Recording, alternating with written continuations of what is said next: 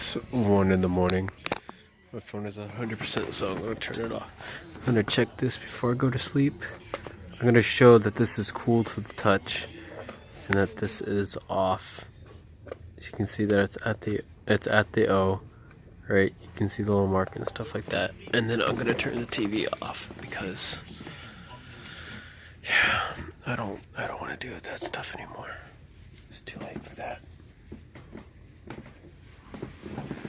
Like I said, it's 1 in the morning.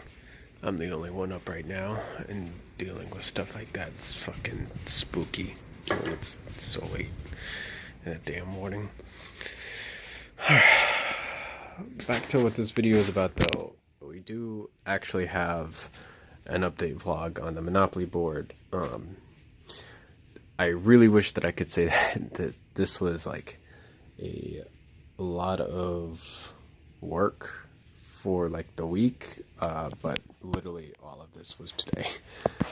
Like this whole section right here is mostly today, I should say.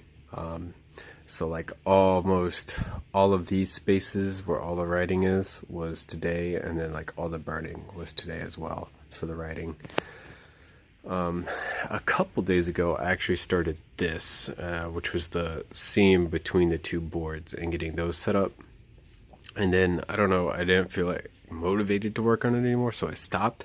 And then I came back to it today, and I did a lot of the writing and then burning all of that writing in place as well, which was not exactly the easiest of things to do, all in one day. But it's all done. It feels good to be done with such a big portion of the board, and now there's like just a couple small things left to do. So basically the really big squares that we did over here last, we'll do over here last again. Getting all the pictures on here is, yeah, I gotta do those. This is easy because these are 2 chances.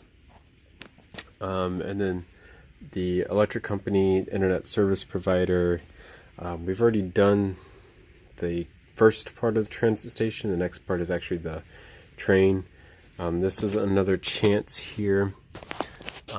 This, like I said before, is the one mistake on the entire board for the lines. But we're going to see if we can fix that. So 1, 2, and 3. I know that's out of frame for some weird reason here. Let's just move this out of the way. Yeah, community chest over here, finally. The black and white cab company. So some of these pictures we've already done before, some of them we haven't. It should be relatively easy to do most of these, surprisingly. So this is kind of where we're at on the actual update of the board itself. The other little bit of an update that we have for kind of how the game is actually played and things like that is actually in these 2 cases right here. So I went to Target today just to pick up stuff for dinner, and actually ended up with these 2 cases. This is from a company, hold on, called Game Gallery, I think is the name of the company. Both of these cases were $25 a piece, so if you put both of those together, these are $50. These are relatively okay cases. I know they're mass produced, they're not exactly, you know, the most expensive of cases, but it is fine. So these all have 400 poker chips in them. Both of these have 400 poker chips in them for a total of 800, if you can do the math. There is a total of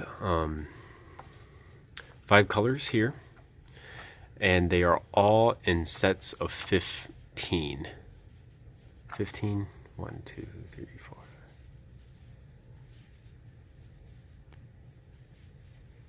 20. I should have said 20. 20 makes more sense because there's 100 here, 100 here, 100 here, 100 here, because there's 5 different colors. Yeah, math. They all came with playing cards. I'm going to leave the playing cards in here, but I doubt I'll ever need the playing cards. If I ever want to play poker, then the board will double as a poker set. But for now, the chips are actually what I needed the most. I talked about this on vlog before, but this will actually be the primary money system for the game. I was looking at a number of different poker chip options, and this one just so happened to be one of the cheapest and not the cheapest. These also match the ones that I already have in the box over here to my left, my work box that has all my materials and stuff in it. The other set that I was looking at, to put this into perspective on how cheap this actually was, had a couple more colors in it. So this is a 5-color set: white, red, green, blue, black. The other set had an orange and yellow color added into it, so it was a 7-color set.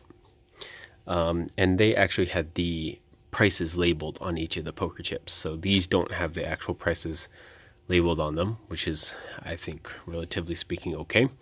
You just have to memorize it, or the banker has to memorize it, and then, it's really not that big of a deal.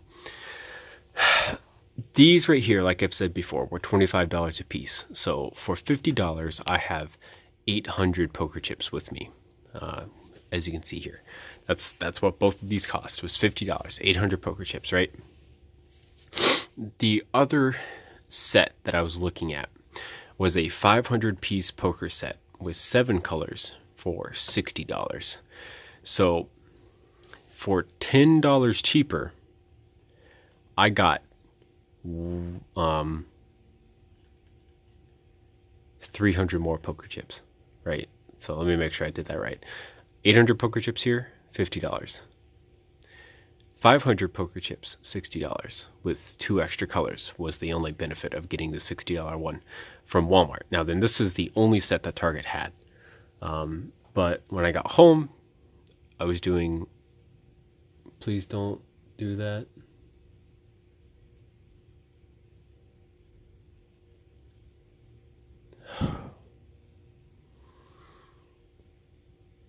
I really hate not being with Potato right now. Like, I really wish my sister would have stayed up too. I love Ghost Adventures. I believe in the paranormal, but I really don't like being around it alone. That's no fun.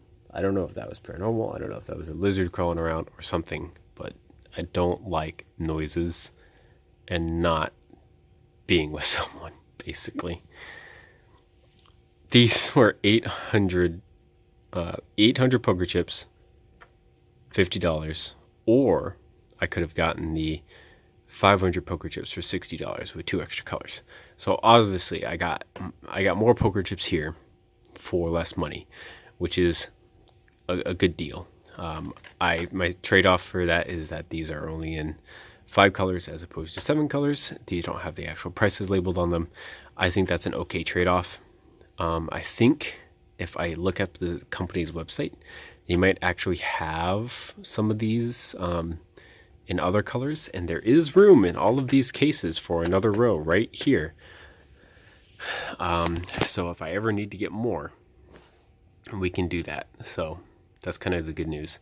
The same company, this is so funny, like, I don't know the logic behind this. This same company, the same exact branded poker chips that you see in front of you, they come in a set of 1,000 poker chips for $70, right?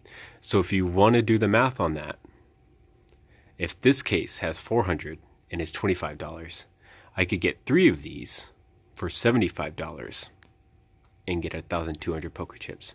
So for $5 more, I could get 200 more poker chips. So I don't... Okay, that was the TV. It's just the TV moving on the base. I've heard that noise before. It's just way different when it's 1 o'clock in the morning and you just got done watching Ghost Adventures new episode. I can get another 400 of these for only $5 more than what it would be to get 1,000 of these, which is another interesting kind of math thing going on with this particular poker chip and stuff like that. So if you're ever in the mood to make your own custom Monopoly board, I recommend poker chips over going through all the paper stuff, because it's so much easier to deal with poker chips as opposed to other things. They're just so nice. There's something about, like, the sound, the different colors, how they all kind of feel when you pick them up and you move them around, things like that. Sorry about that. Stuff like that. Yeah. Yeah, it's nice. It really is. This right here is good because this is really what I needed for kind of the next step of the actual board itself. So if we take and scoot this down just a little bit, kind of heavy, and scoot this over, and you can see that these aren't as wide as the actual board itself. These cases here, excuse me, sorry about that again, forgot to put it on Do Not Disturb.